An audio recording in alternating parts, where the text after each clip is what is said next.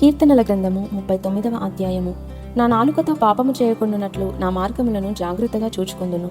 భక్తిహీనులు నా ఎదుటనున్నప్పుడు నా నోటికి చిక్కము ఉంచుకొందుననుకొంటిని. నేను ఏమీ మాటలాడక మౌనినైతిని. క్షేమమును గూర్చి అయినను పలుకక నేను మౌనముగా నుంటిని. అయినను నా విచారము అధికమాయెను. నా గుండె నాలో మండుచుండెను. నేను ధ్యానించుచుండగా మంట పుట్టెను. అప్పుడు నేను ఈ మాట నోరారా పలికితిని. యెహోవా, నా అంతము ఎట్లుండునది? నా దినముల ప్రమాణము ఎంతైనది నాకు తెలుపుము.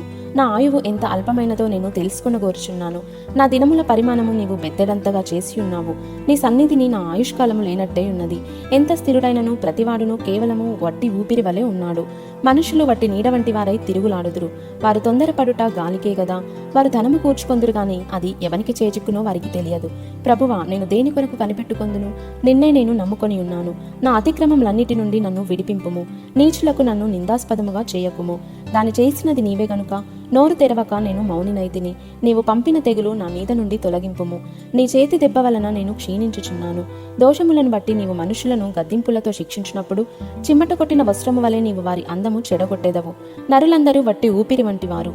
యెహోవా, నా ప్రార్థన ఆలకింపుము. నా మొరకు చెవియొగ్గుము. నా కన్నీళ్లు చూచి మౌనముగా నుండకుము. నీ దృష్టికి నేను అతిథి వంటి వాడను. నా పితరులందరి వలె నేను పరవాసినై ఉన్నాను. నేను వెళ్ళిపోయి లేకమునుపు నేను తెప్పరిల్లునట్లు నన్ను కోపముతో చూడకుము.